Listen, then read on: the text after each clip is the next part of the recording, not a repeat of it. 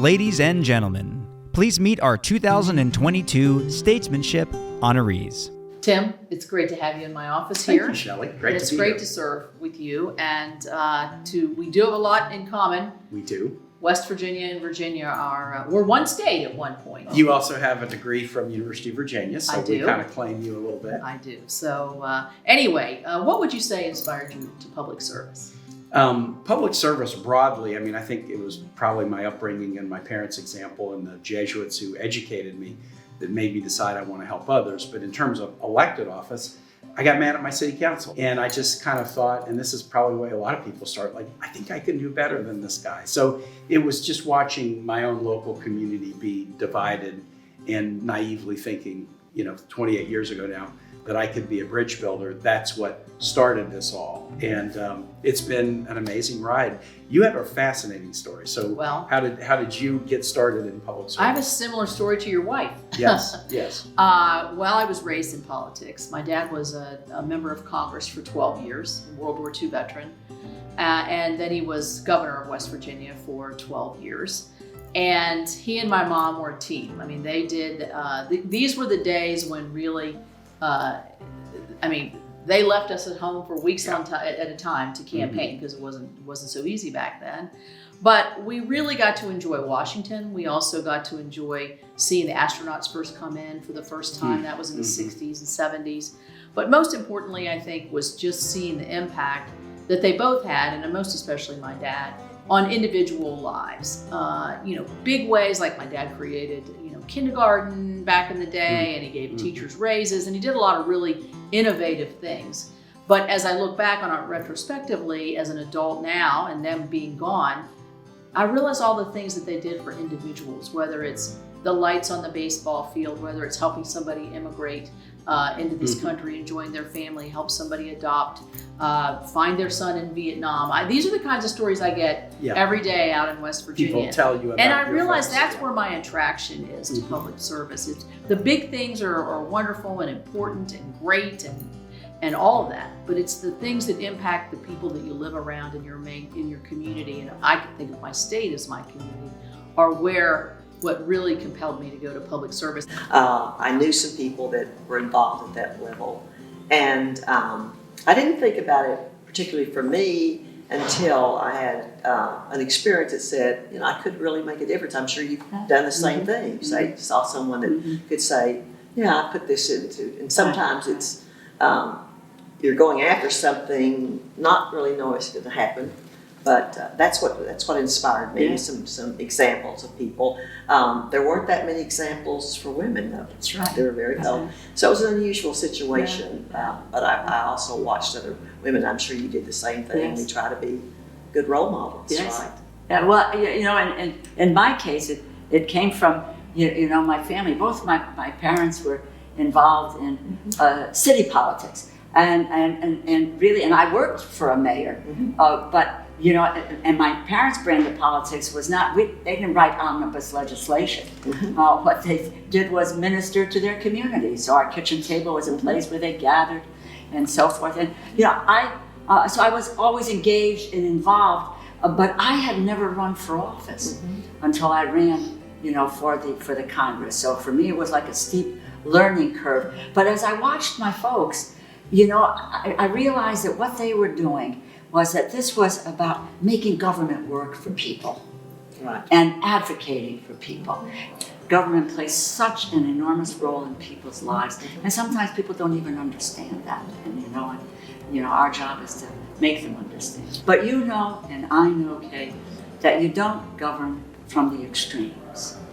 You don't. You can't. You're never going to succeed. And what the upshot of that is that yes, there are differences, but how do you get to the goal and meld those differences so that you can get something done on behalf of the people here, which is why we come. Which is why we come. Yeah. So. And there's the joy of it too. Yes. Yeah. We've done some good things together. We have. We have. As long as it doesn't get in the way of your principles or so forth on these things, I think then you can find that common ground in which to move forward.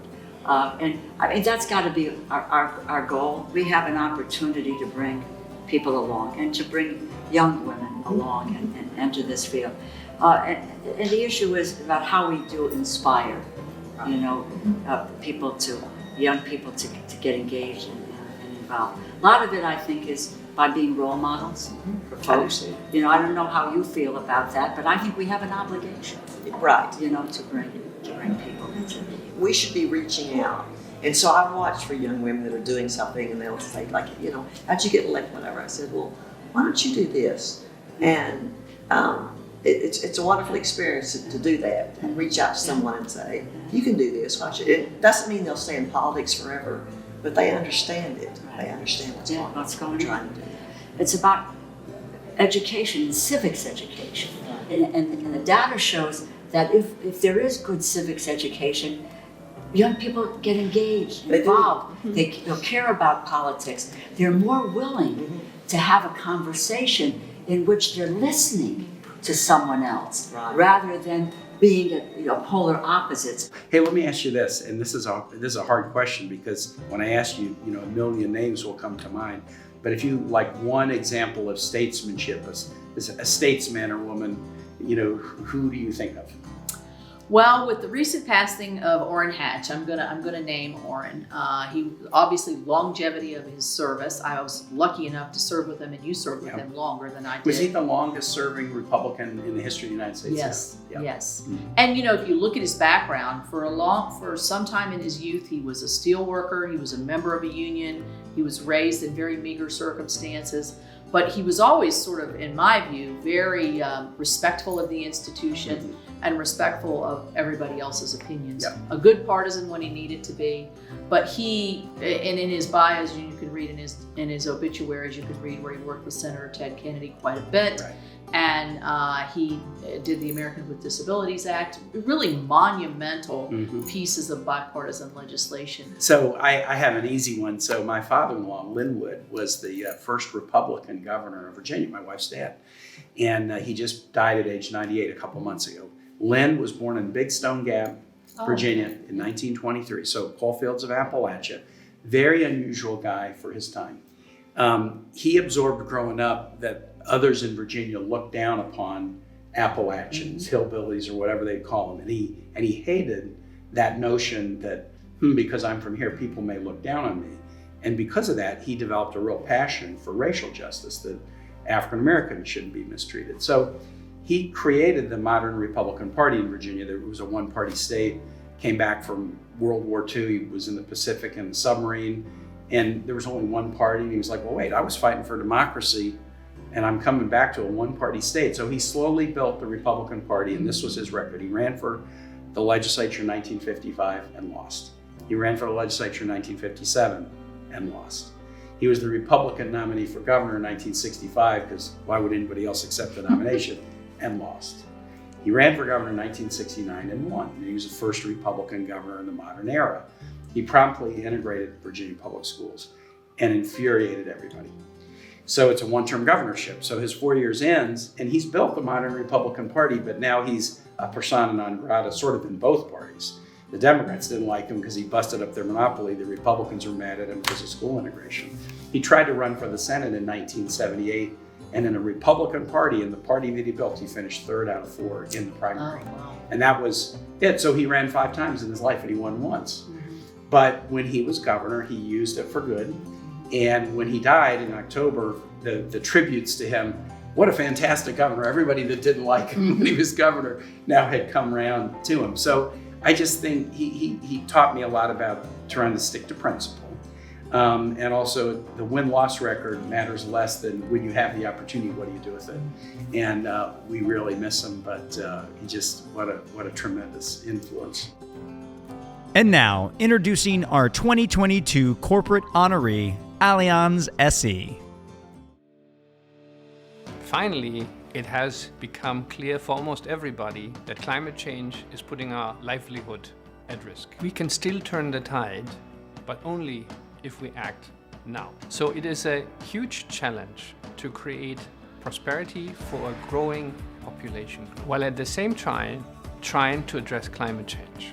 This requires the engagement of all stakeholders: science, politics, and the economy. Insurers and asset managers play a crucial role in addressing climate change. Allianz, as one of the largest insurers and asset managers, is deeply committed to help address climate change. Now we decided to broaden our engagement and help to create an alliance of leading asset owners, the Net Zero Asset Owner Alliance. Let us shift our portfolios to achieve the 1.5-degree objective of the Paris Climate Agreement. Now let us be an active part of this alliance, and let's please remind ourselves to listen to our children, who are demanding that we end the ongoing environmental destruction.